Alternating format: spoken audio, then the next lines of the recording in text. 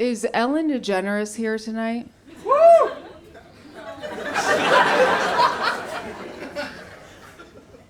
Okay, I can begin. I think that Ellen DeGeneres ruined dancing up to the microphone for all lesbian comedians.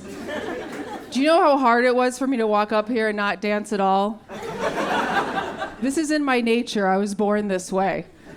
I love knowing that Ellen's a bitch. I think I do, because like her slogan was "Be kind," and now that we know what we know, it's so hilarious thinking about the Ellen show, and that before that show started, every day she was like this. Hey, if you get my coffee wrong again, I'll kill your whole fucking family.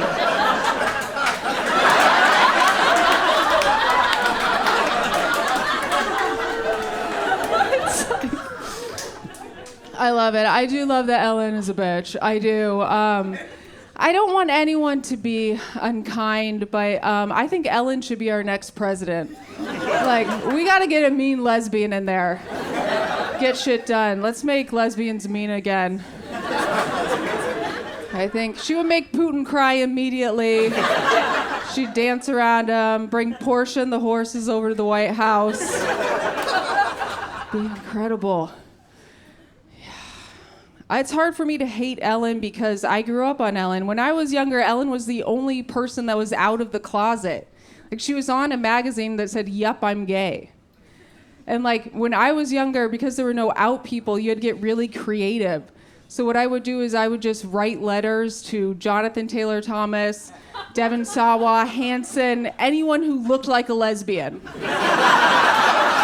Anyone. Just pen to paper at night.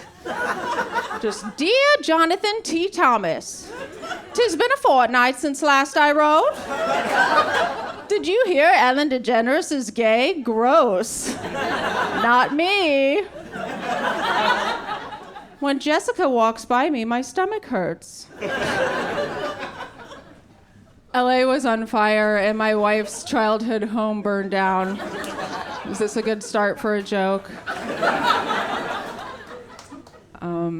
I was very impressed with how LA came together. Listen, their house burned down. Our wedding, we got married there. It was beautiful. Our wedding outfits were in the house. And that's the only good thing about their house burning down, because our outfits were ugly. Like, we had very cheap outfits, and like, we don't have to hand that down to our daughter now. We don't have to like give them to her so that she can be like, "Ugh, why 2 capes? You know, a pantsuit and 2 capes?" But LA was very nice. Although some people were helping in a very LA way. They'd be like, "If you were affected by the fires at all, please DM me and I will give you a 50% off discount code for an ayahuasca trip." Like, people are honestly being so idiotic. They were just like cleaning out their garages to give people their like old shit. They're like, people were fleeing the state of California. They're like, "Hey bro, you need a snowboard helmet and a 10-pound weight?" Like, I have a friend that he has a clothing company, and he wanted to, it's this very sweet thought. He contacted me and he's like, "Hey, I heard that your in-laws, their house burned down and they don't have any clothes, their wardrobes burned down, and I'd love to give them some of my fashion line, some of the clothes, but the clothes were just the ones that don't sell." So he was trying to give my in-laws butter yellow jumpsuits. I'm like, these people lost their home, not their minds.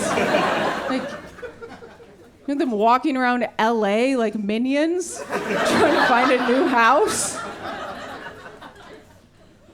Crazy. My wife and I grew up very differently. She grew up, rich, and I didn't even know I was poor until I was like 7 years old. I went over to a friend's house and I sat on their couch and I said, "Whose bed is this?"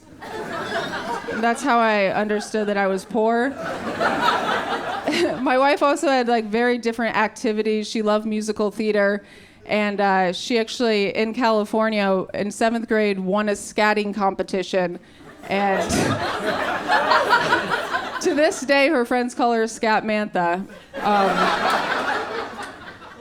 I was a 4-H kid. If you don't know what 4-H is, sometimes in cities people don't know what 4-H is. It's not an STD. 4-H kids would be like, I fucking wish.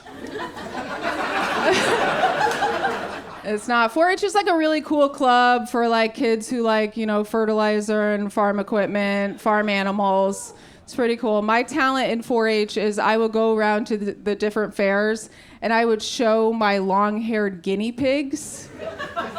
And Friends was really popular, so a few of them had the Rachel. And beautiful creatures. I would show them around. We had so many little pets growing up. Poor people love little pets. At one point, we had 15 little pets and no electricity.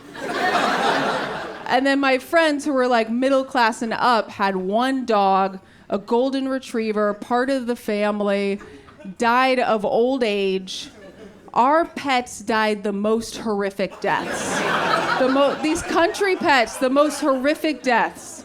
And something would happen because you would just hear my mom from 2 doors down yell, "Oh, shit! The parakeet just flew into the ceiling fan. God damn it." It was so traumatic.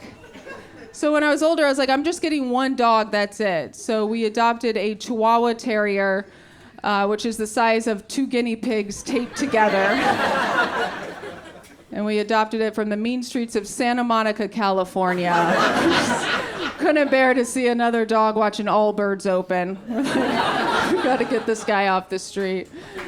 So we bring him home, and when we got him, they said he's a year old. We bring our dog home, bring him to our vet. The vet says, this dog is a minimum 10 years old. Minimum. I thought I was bringing home a newborn. This dog's 85 years old. Right? He's watching Yellowstone all day. And we wanted to change his name, but then we find out he's like 100 years old. You can't change someone's name on their deathbed. You can't be like, hey, sorry, people, you're Kevin now. But we wanted to change his name because he is the same name as my wife. They're both Sam. And I was like, you guys got to fight this out. Fight to the death. But the empathy kicked in, and I was like, okay, we can't take this dog, away from its home, the streets, and then change its name. So I was like, you guys just have to live in harmony, work it out. It was so confusing, though. After a few weeks, we decided to change the name. We changed my wife's name to Buddy. I gotta let her out soon. I am a mom. Thanks. I did it. I'm kind of an older mom. I had a geriatric pregnancy, which is pretty hot. Yeah. They call it advanced age pregnancy now, which is just one letter away from AARP. I highly recommend having a baby at an older age if you like to pee and walk at the same time. You guys are in the splash zone. So. Yeah. I think this is so adorable. The teachers at my daughter's daycare, they say that they know which kids have the older parents because when the kids get up, they make noise.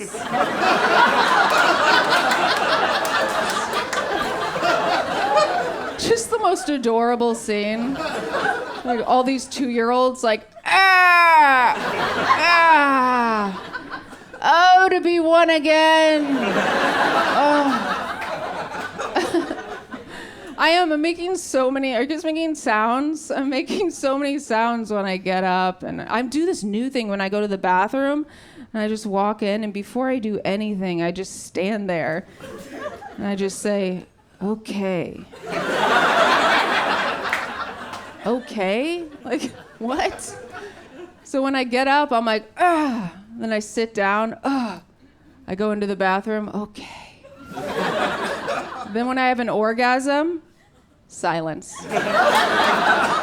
The most I will do when I have an orgasm now, Meryl Streep in every movie. Just,